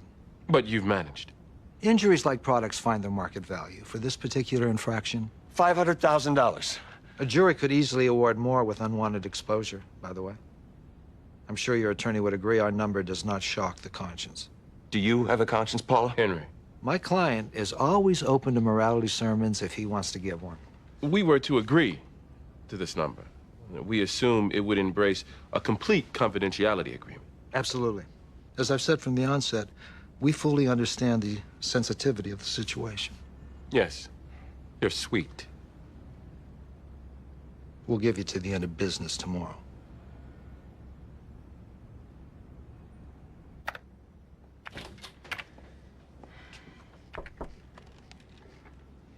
You said you'd call. I did? Well, you said you'd let me know. And since no news is so often good news, I guess I was hoping it would apply here. Oh. It wouldn't. I didn't get the job. No. Would you mind telling me who did? I haven't hired yet. Oh, well, so it could be anybody. Just not me. Well, thank you for considering me. Bye. Bye.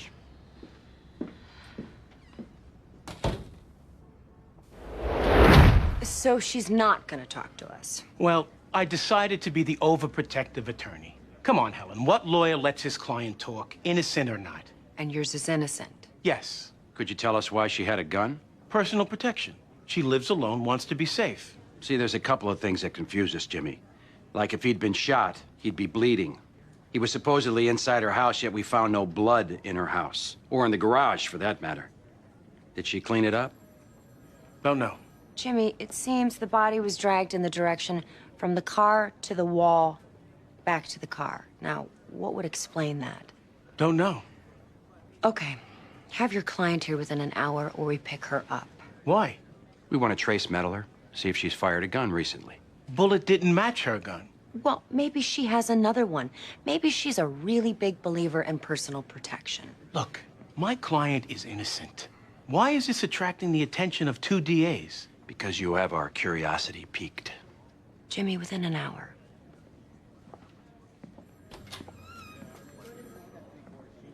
But I didn't shoot any gun. Then a trace metal is good. It'll pretty much show that. You really didn't. Jimmy, I'm telling you the truth. Great. Then we let them do the test. It's not a problem. Okay.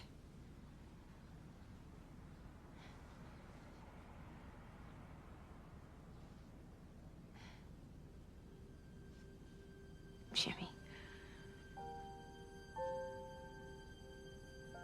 This morning you were kind of caressing my face. What was? I was just comforting you, 'cause, you know. How come you never... Never mind. Never mind what? I always got the feeling that you kind of liked me. How come you never asked me out? Were you interested in going out with me? I don't know. There you go. That's why I never asked. I was interested for a while, but then I got a little nervous. Nervous? About what? Maybe you were in love with me? Brenda, I was 16, 17. I didn't even know what love was. Were you? Yes. And you still have feelings? Not that, no. Then why this morning? Why? I was just comforting you. I said this already. Okay. We should get to the police station. Okay.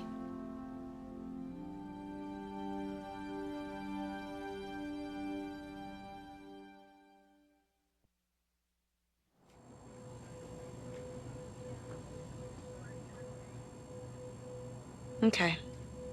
Done. Negative. Satisfied?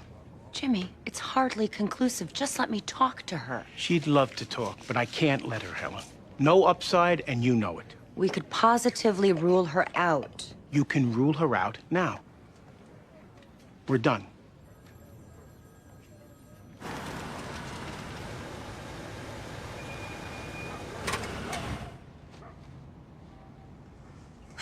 So is it really over? Let's hope so. They've got no real evidence that it didn't happen like you said it did. Even though what I told them wasn't exactly the truth. My legal advice on that, Brenda, Don't tell anybody. Not your family, your shrink, your clergy, your boyfriend. You got a boyfriend? No.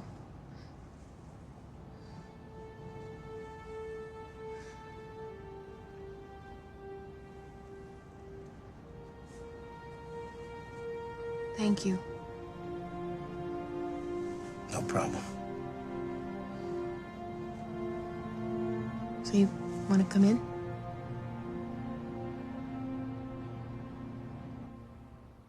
I'm not that liquid, believe it or not. I can sell some property if... Tell me what to do. I think you should let me fight this, Henry. But if this should get out, my dignity. What happens to your dignity if you roll over? Look, go home. Talk to Margie. Let me deal with this lawsuit. My life is over, isn't it? Go be with your wife, Henry.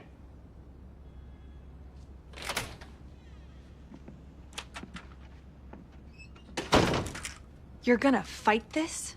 Eugene, the guy's a vice president of a brokerage firm. Meaning? Meaning, if this gets out, win or lose, he loses. Jamie, sometimes principle has to matter. Principle. May I volunteer something on principle? Go right ahead. On principle, I object to being put on a case as window dressing. It's demeaning. Is that right? Yes, I'm second chairing as a token woman, and I find it offensive. Well, maybe I put you on this case to learn, to get experience. What am I supposed to be learning? The meeting's at 9 a.m. Be on time.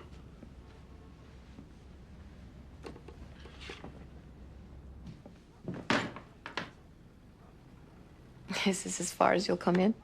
Brenda, I gotta admit, this is very strange for me. Why?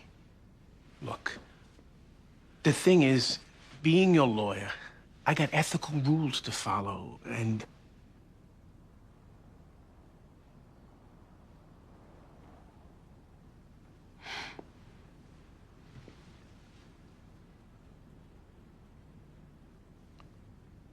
Was that so hard?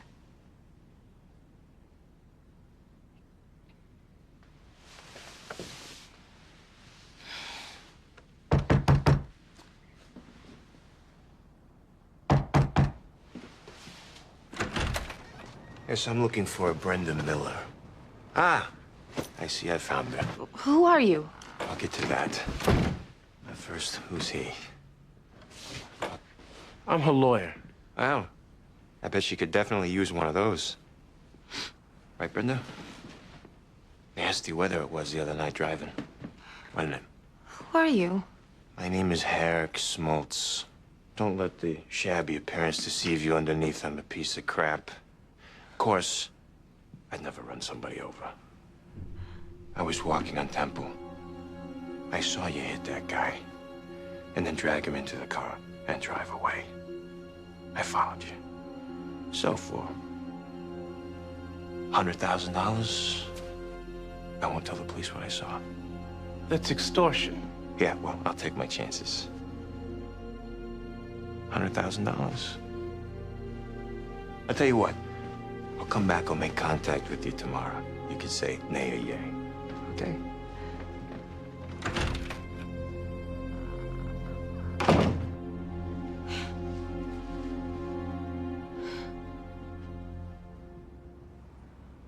You okay? I guess. You just let me do all the talking, okay? They're here. Show them in. Hello. I apologize for being slightly late. I pride myself in being punctual. That's all right. Would you like some coffee or water? It's very kind of you, but I think we're fine.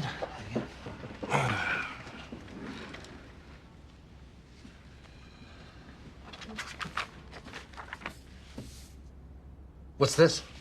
That's the counterclaim we're prepared to file in answer to your complaint. It alleges intentional infliction of emotional distress. It names you personally, Mr. Wright, as well as Paula. There's also a count for abuse of process. These claims aren't untenable. Oh, but they are, Mr. Wright. You attempted to extort this man. You not only recognize the damage your lawsuit would do to his career, you played it like a trump card.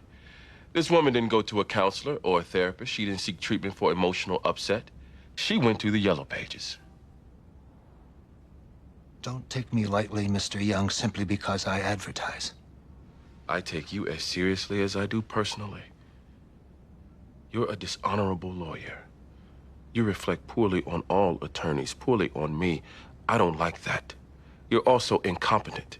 You counseled your client to commit an offense more actionable than the one committed against her. You can't possibly be willing to take this to court to take this public. The first thing I'll do is bring a motion to recuse you, which will be successful since you're now a named party. Imagine, win or lose, this case will end up costing you money, Mr. Wright. Money. Can I say it one more time? Money. You don't scare me. Here's your out. $10,000 and she gets to keep her job working for a different executive. All conditioned on confidentiality. This is a windfall for both of you. The offer is good till the end of business today. Now get out before I bait a hook with you.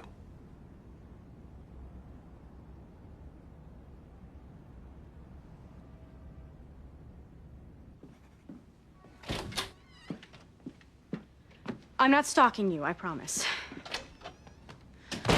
I realize I'm not getting the job, but could I just work here for 3 weeks, no salary, after which I promise to leave. I will not ask you to reconsider. I just need a place to call home for 3 weeks. Then off I go. You're befuddled, totally appropriate. Here's the thing. I have one client, one case my firm let me keep since they considered it a dog. I'm suing a town for sponsoring soccer. You don't need to tell me how ridiculous it is, I've been told. Just assume, for the sake of argument, that the neurological data backs me up. Heading a soccer ball does damage to young brains. I'm in court next week on summary judgment. My goal is to survive that, then try to settle. And this is where I need you. You beat a tobacco company. You even helped an airline win their Arab-free fly rule. You have kind of a rep as a giant slayer, and my feeling is, if I'm prosecuting this claim with you, then that'll at least give the defendant some pause, which, trust me, right now they are not getting. 3 weeks, no salary, I'm gone.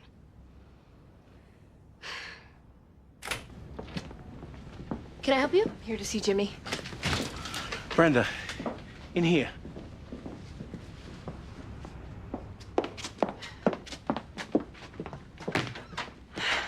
I've decided I just can't take the risk. Here's a money order for $100,000. Let's make the deal. Hold on. I have no real choice. He saw. Brenda, wait a second. This right here is a crime. Not as bad as vehicular homicide. Everything that happened in a state of panic or shock. A man ran in front of your car. You put him in your car to take him to the hospital. Then, when you realized he was dead, you panicked and drove him home. This here, extortion, buying silence from a witness, it's reflective with more criminal intent. What if he tells? My feeling is he won't. I checked probation. The guy's got 2 B&E convictions, a drug history, and some weapons charges. It's likely he's the shooter. He was probably chasing the victim when he ran in front of your car. I don't think he's going forward. But we can't guarantee that. Look, I don't need the money. I just can't take a chance. Please make the deal.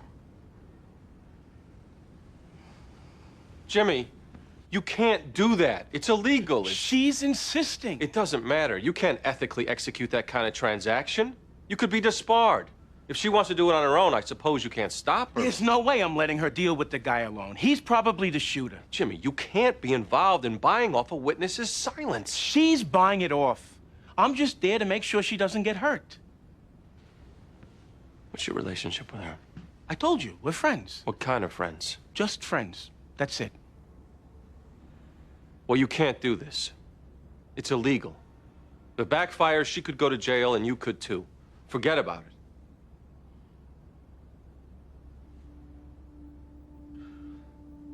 Jimmy. What's going on? Do you have feelings for this woman? I might love her. Love her? You haven't seen her in 20 years. It evidently didn't go away.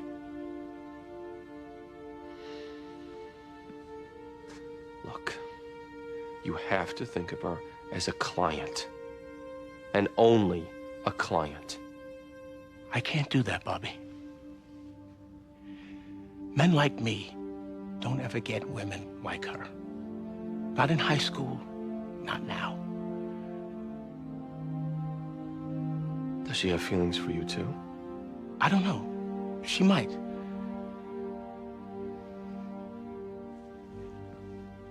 I know I'm not thinking straight. But she seems more important than my career right now. More important than anything. Okay, the fact that you're saying that makes it easier to realize you're not thinking straight. So I want you to trust me now and rely on my judgment, okay?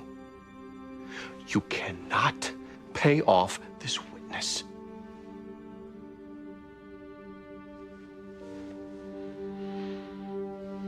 Okay? Okay.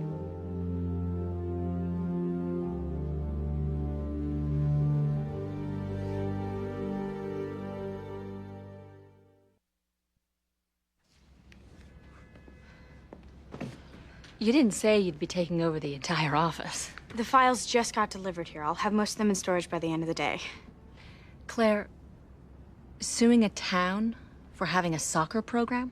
I've got the medicals to back it up. It's called second impact syndrome. There's also a Norwegian study documenting that soccer players have more attention problems. I think I've got enough to survive summary judgment. And if I do that, I really believe that I can settle. Okay. Thank you. I'm acting only as your friend here, not your lawyer. Why do you keep saying that? Because I can't let my firm incur any liability. Okay, look, if you prefer, I do this myself. Not a chance. I'm not letting you be alone with this guy.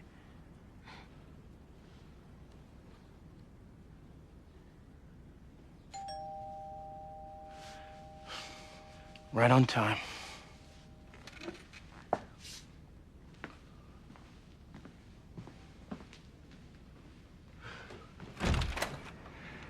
Lovely day, isn't it? Let's go.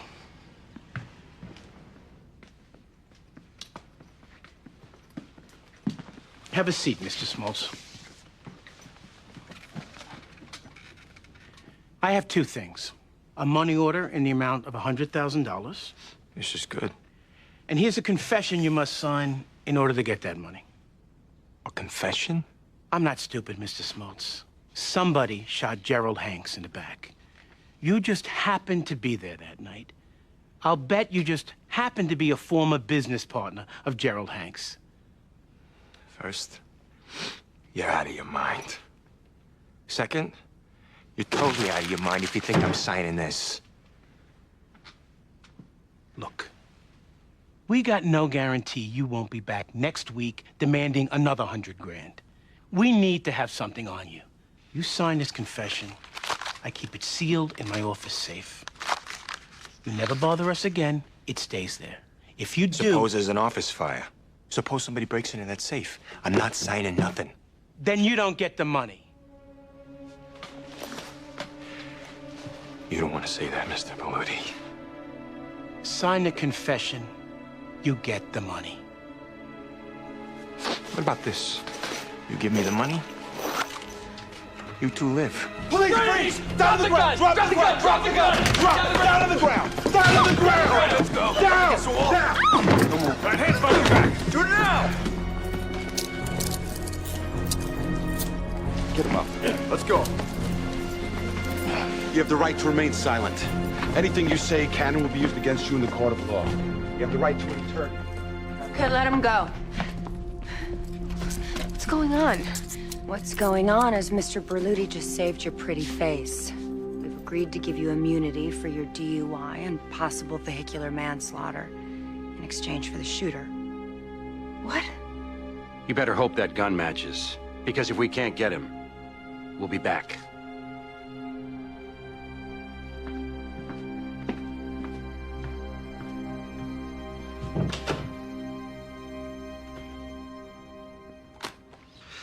$20,000, all in. The offer was 10, Mr. Wright. 10 per cup. And we can all go home. 15, and I get to talk to your client. Why? Because I want to. 15, confidential, and I talk to her now. Okay. I don't think it's acceptable for you to speak to her alone outside She won't be alone. Miss Stringer will be here. Why can't I be there? Because I find you to be an annoying distraction. It's okay. Henry?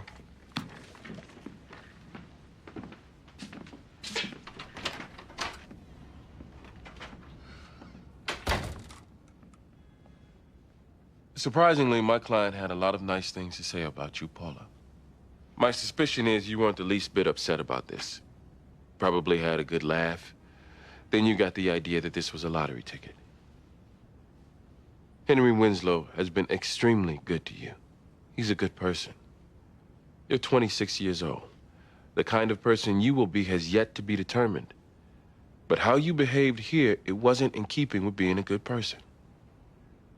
Now, you might skip out of here thinking, wow, I just made $15,000 and I wasn't even injured.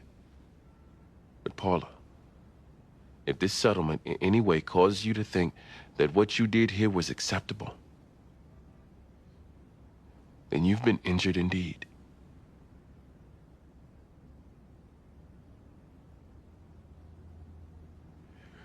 That's all.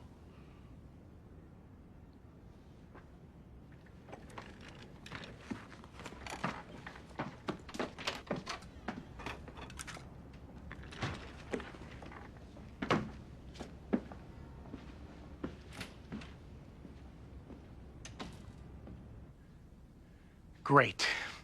Thank you. Thanks. Ballistics match. It's officially over. You got immunity. Good. What's wrong? Jimmy, I know you did the right thing. And I'm grateful for how things worked out, but going behind my back to the police. I didn't want you knowing anything. I didn't want to be hanging this on your poker skills with that guy. That's not my point. What is your point? You took a big risk with my life. What if ballistics didn't match? I could be going to jail right now. Look, making deals with guys like Herrick Smoltz never turns out good. Once you go down that path... Again, not the point. You went behind my back. It was dishonest. Dishonest? I don't think I'm wearing the dishonesty badge here, Brenda. You lied to the police, which I think can be explained by panic. But as I said, this deal, it was criminal. It was fraud. And it put my character into play. And let me tell you something. If my character doesn't matter to you, then I don't matter to you. Fine. What? Fine? What? Like I said, I know you did the right thing. But? But I could have gone to jail. I could have been shot by that guy. But as long as your conscience stayed protected, then hey.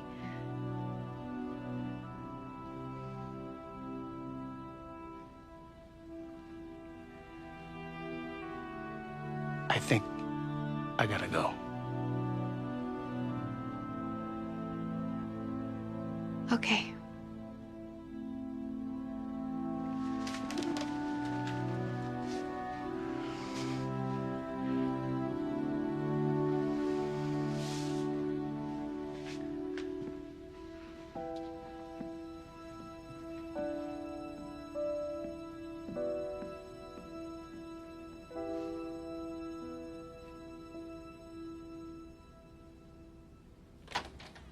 You got a second? Sure.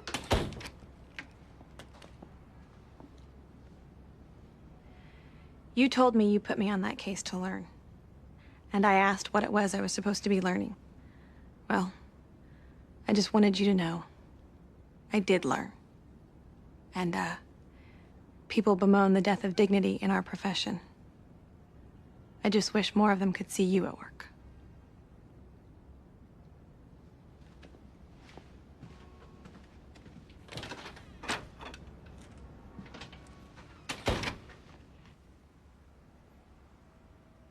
You did betray her, Jimmy. In your mind, it was for her own good, but... So, how did you leave it? I just left. It's not gonna work for us. It's too soon to say that. But even if this doesn't work, maybe it's for the best. Bobby, I know this sounds stupid, but I loved her so much back in high school. Probably an unhealthy worship kind of thing. But it all just came back. You're not who you were in high school. I know this. Except I'm 42 years old. And I'm lonely. And men like me, we don't get women like her. Jimmy, there are many, many women for you. And one day... Yeah, I know. Come on. Let's go get a beer. I think I'm gonna sit for a minute. You sure? Yeah. I'm just gonna sit and... I'm fine. You sure? I'm fine. I'll see you tomorrow. Yep. First thing.